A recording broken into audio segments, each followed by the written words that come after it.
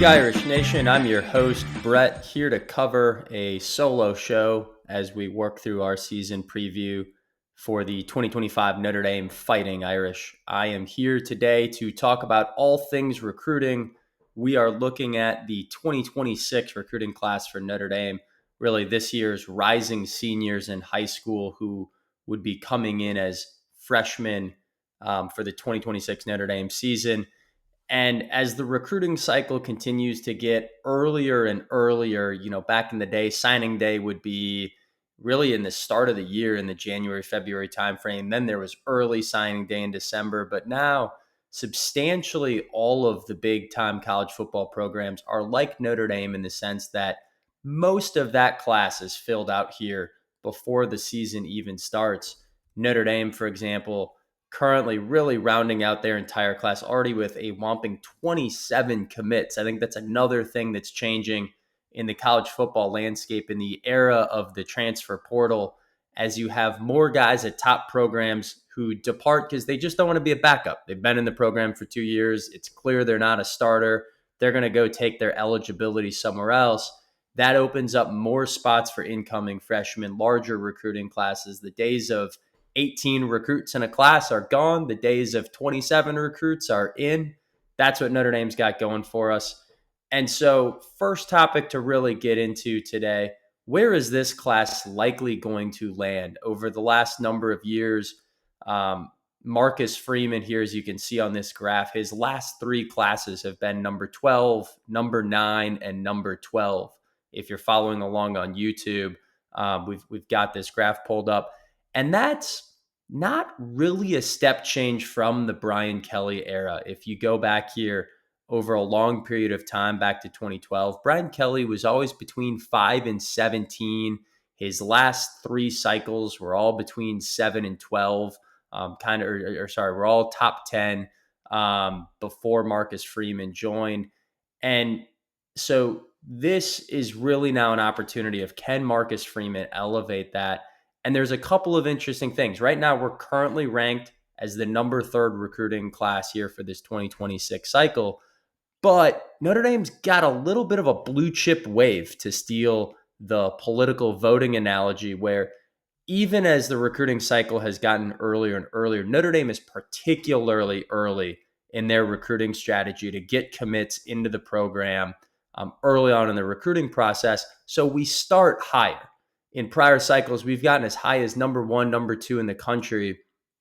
But then as the other programs, the Georgias and Texas A&Ms and Ohio States and Alabamas of the world, get their 4 and 5 star recruits later in the cycle, Notre Dame slowly gets passed because we've got our commits early, others are getting theirs late. And then the dust settles and, hey, at one point in the spring or summer, we were top 3 class, and now we faded to 12th, like happened last year. This class feels different, though.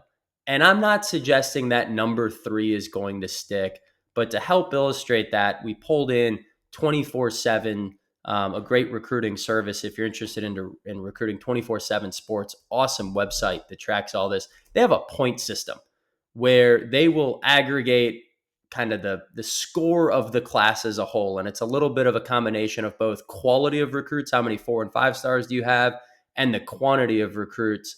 And that's where they come up with these class rankings. And Notre Dame has been very tight. Now, to be clear, this is a made-up point system, and Notre Dame's been in a very tight range of 269 to 275 points. Really, with 2 exceptions. You got to go back a long way for that to not be the case. But certainly in the Marcus Freeman era, we've been in that range. In the Brian Kelly era, it was maybe a little broader of a range, call it, 250 to 265, but very tight in that 269 to 275 range here in the last several cycles. Notre Dame's 2026 class already has a score of 295. That would be Notre Dame's highest class going all the way back to 2008, when Charlie Weiss roped in Dane Christ, Michael Floyd, Kyle Rudolph, and Captain Lewis Moore, and really one of Notre Dame's greatest recruiting classes of all time. And so right now, is this going to be the number 3 class? I don't know, like hot on Notre Dame's tails. Right behind us are Alabama, A&M, Texas, Oregon, LSU, and Ohio State. Notre Dame doesn't have any recruits expected, at least not any top 300 4-stars that we expect to commit from this point forward. Could we flip someone? Could we lose someone? Maybe, but our class is pretty settled. And those other programs right behind us, if they even get 1 or 2 5-stars or 4-stars, could they jump us? Now, I will say everyone's moving early. At this point in the process, there are only 10 uncommitted recruits left in the top 250. So, yeah, Notre Dame doesn't have a ways to move up, but neither does Bama, A&M, Texas, Oregon, LSU, and Ohio State. There's just not that many players left on the board. So I feel pretty good about Notre Dame's chances to stay in that top 5, maybe top 6, 7 range. That would be one of Notre Dame's strongest classes in a really long time.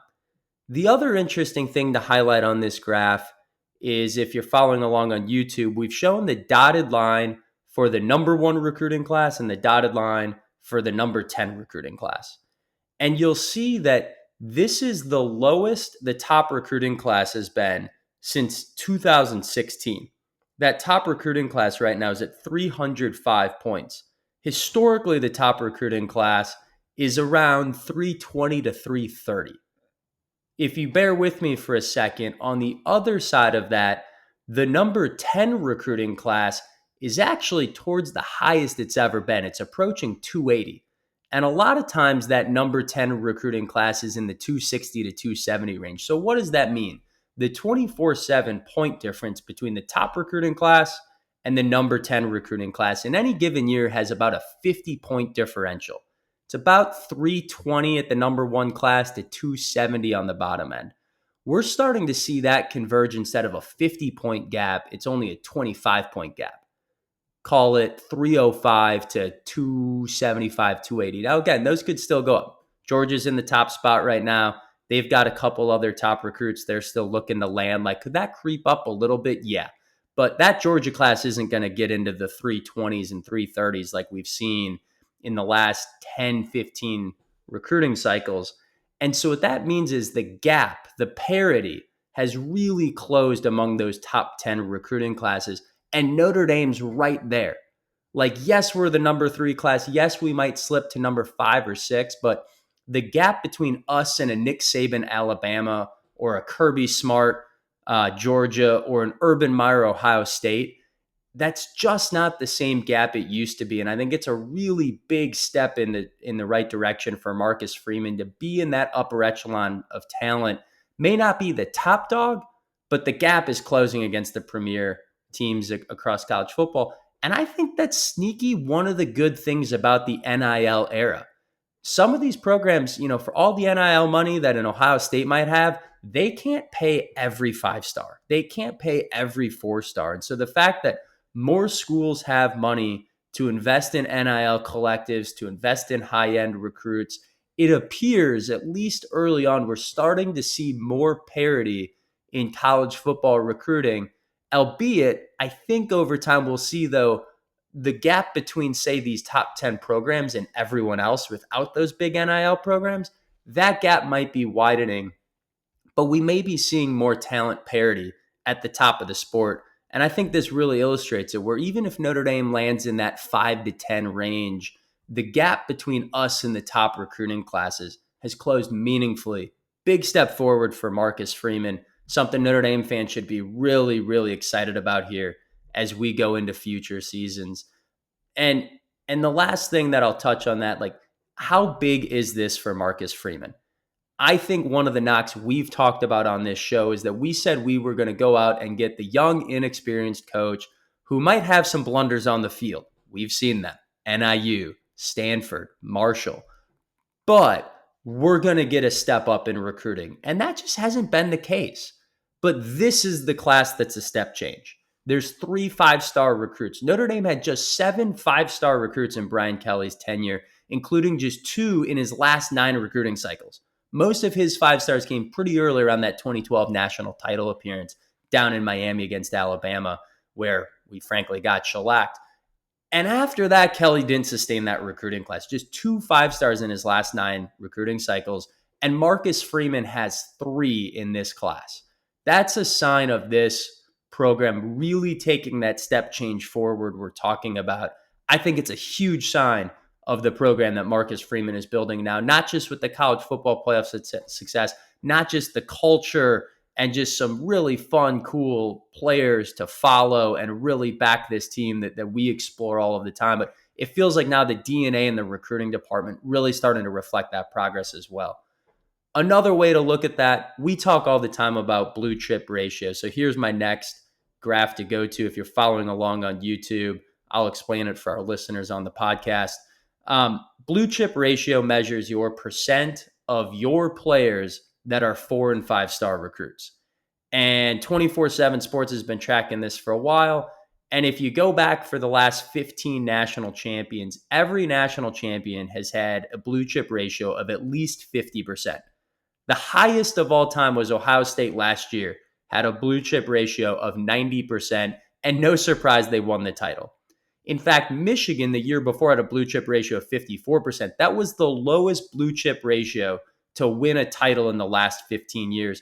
Outside of that Michigan team here 2 years ago, the championship team, their blue chip ratio is averaged in the 70 to 80% zip code over the last 15 years.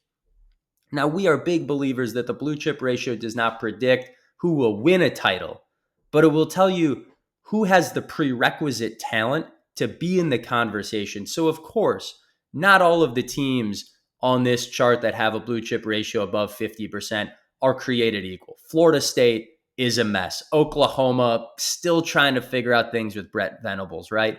So Auburn, just not really putting it together, not a great coaching staff, not a track record of player development. But for the programs on this page that have everything else put together, they've got the talent necessary to win. And if you're not on this page, it's what makes it so unlikely for an SMU, Boise State, Indiana to get to the college football playoff and win. They just have too big of a talent shortfall. Notre Dame, though, is right in the mix. Blue chip ratio of 73%. So that means 73% of Marcus Freeman's roster this year wearing a golden helmet is a 4 or 5-star recruit. That is 8th in the country. You are up there with the likes of Bama, Ohio State, Georgia, Texas A&M, Oregon, Texas, LSU, and then Notre Dame. We're ahead of programs like Penn State, Miami, Michigan, USC, Clemson, Tennessee. And that means Notre Dame is right there from a talent perspective to truly compete at the highest levels of the sport. It also highlights, the top 3, Bama, Ohio State, Georgia, we may be able to play with those guys, but to go and consistently win titles, there's still a gap to close. And so then what are we seeing in our current recruiting class? And this most recent 2026 class, it depends if you look at 24/7, ESPN, On3, the different recruiting services, of course, have different rankings, but 24/7 right now has this class at a 73% blue chip ratio. So 73% of those 27 commits are 4 and 5 stars. That is something, again, that we thought Marcus Freeman kind of swung and missed on in his first couple of recruiting cycles. On an earlier show, we were talking about the quarterback situation. Kenny Minchie was a 4-star recruit for Notre Dame, but Marcus Freeman swung and missed trying to bring in Dante Moore, who's now going to be the starting quarterback at Oregon. We swung and missed on some big-time safeties, guys like Sonny Styles, who's one of the best linebackers in the country at Ohio State, and just some other big-time players. Marcus Freeman just didn't quite get over the hump and land those guys. And our blue chip ratio in the prior 2 cycles was more like 50%. Pretty borderline. That's something we really saw elevated towards the end of the Kelly era. That blue chip ratio started going back up into the mid 70s. So this metric now for this 2026 class, 73%, just so happens to coincide with the entire roster's 73%. I think that's a really big step forward for Freeman. That's a level that needs to be sustained year in and year out. I think it's one of the most important recruiting metrics to track is this blue chip ratio. Moving on to the next discussion is to look at the position groups that are the biggest winners in this class. And gosh, are there a lot of options. One of the things that I'd actually emphasize is it's less about what position group should Notre Dame be most excited about. And it's more that there's not a gap in this recruiting cycle. There's not a swing and a miss. In fact, if you've been tracking headlines like Mike and I have been over the last 4 months, every single time Notre Dame's a finalist for a recruit, we're down to their top 3, 4 choices. Every single time something comes out from a beat writer of Freeman really wants this guy and feels good about him, Notre Dame has plucked off every single one of those commits. And because of that, we haven't really swung and missed at any position group. In fact, except for quarterback, every single position group has not just one, but multiple top 300 commits. There are multiple 4-stars at wide receiver, running back, offensive line, defensive line, linebacker, and the secondary. That is tremendous balance. I think it's a testament to the coaching staff that Freeman's brought in, whether it's Randolph on the offensive line, whether it's Mickens in the secondary, Washington at defensive line. Even I think it's a testament to Chris Ash coming in day one as a new offensive coordinator and just not skipping a beat, hitting the trail with his assistant coaches. It's a very balanced class. Maybe the one underwhelming part of this class is at quarterback in Noah Grubbs, a guy out of Florida. Again, he's a top 300 recruit. He's a solid 4-star. He's ranked 262 in the class. That's around where Kenny Minchie was. So he's not, fringe 5-star. He's not that top 100 recruit. He's the 16th QB in his cycle. So a very solid 4-star recruit, but looks maybe more like a Kenny Minchie or Steve Angeli, where he's going to have to project and really develop into that role, not necessarily the high-profile guy. Now, all that being said, at quarterback, we just bounced back, already have our quarterback in the 2027 cycle that, according to some services, is a 5-star, others very high-end 4-star. Notre Dame fans should be really excited about Teddy Gerard, here local Atlanta kid in Kennesaw, Georgia, North Cobb. So I'm hoping to get out with the Mrs. Ann this fall here and watch some Kennesaw football up in North Cobb and see Teddy Gerard in action, Notre Dame's 2027 quarterback commit. So even where, was it a little disappointing at a position, we're already ahead of it in the next cycle. So that leaves us then, what are the big winners? I think the obvious one for a lot of folks is, how do we do at wide receiver? Really 2 or 3 straight seasons. That's Notre Dame's weakest position group. We've recruited it really well now for a couple of cycles with the likes of Micah Gilbert, Jaden Greathouse, Cam Williams, really starting to fill out that wide receiver room with blue chip talent, albeit a lot of underclassmen still waiting to see them develop and get on the football field. But this class, again, 4 wide receivers in the cycle, 3 of them, Kadon Finley, Bubba Frazier, and Braden Robinson, are 4-stars. The one wide receiver that's not is Devin Fitzgerald, who, if you recognize that last name Fitzgerald, I'll give you another clue.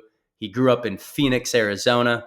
If that's not enough of a clue, he is the son of Hall of Fame legend Larry Fitzgerald. So really continuing a tradition of Marcus Freeman recruiting sons of Hall of Fame NFL players, joining, Plexico Burress, Jerome Bettis, and Brian Urlacher's kids, all on the Notre Dame roster right now. Devin Fitzgerald going to be next in line as a son of an NFL great. So got to feel good that we continue to build out the blue chip depth at wide receiver. And then I think the other big one is the defensive line is just dominant in this class. The headliner, Rodney Durham, number 15 recruit in the class, the second edge rusher across the entire nation. Myers Park kid out of Charlotte, North Carolina. That's just the start. You've got Elijah Golden, a top 150 recruited defensive tackle, and you've got Ebenezer Ewitade, also a North Carolina guy, along with Rodney Durham. So really peppering that North Carolina recruiting hotbed for the defensive line. Those are 3 high-end 4-star recruits, along with, of course, Rodney Durham, not only a 4-star, but a 5-star, really the lead on this Notre Dame class.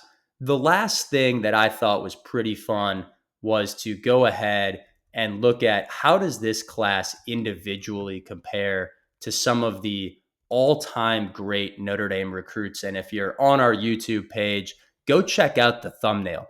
We listed, I got to count them here, the top 10 all-time recruits in Notre Dame history, the likes of Jalen Smith, Sam Young, Manti Te'o, Michael Floyd, Jimmy Clausen. There are two guys, Rodney Durham, and haven't mentioned this guy's name yet. Sorry, just pulling it up here. Kari Adams, that are already in the running to be two top 10 all-time Notre Dame recruits if their current rankings stick. That just shows the absolute quality of this class right now. That, if you're in conversations of Michael Floyd, Manti Te'o, Jimmy Clausen, Jalen Smith as high school recruits, I mean, those were some of the greatest of all time that have come through Notre Dame, and they were so highly touted coming in. We're talking about a caliber of player that is in those conversations. Super impressive class for Marcus Freeman. We won't talk about recruiting a lot throughout the year, particularly for how early it's gotten. If there's big recruiting news, we land a big commit, Mike and I will mention it from time to time, but it's the lifeblood of college football. It's so important to set the floor of the talent for the team. It's really the roster makeup that the football, coaching staff will have for the next 4 years. And a huge, huge, huge offseason for Marcus Freeman, building on the college football playoff success, taking that momentum to the recruiting trail, and landing what right now, if it holds, one of the greatest recruiting classes that Notre Dame's seen in a really long time. So a lot of reasons for Notre Dame fans to not just be optimistic about this season, but looking ahead for seasons to come based on all of that recruiting success. So that's a wrap for this show, and we'll be back with both myself and Mike in future episodes as we keep breaking down Notre Dame's offseason. Gyrish.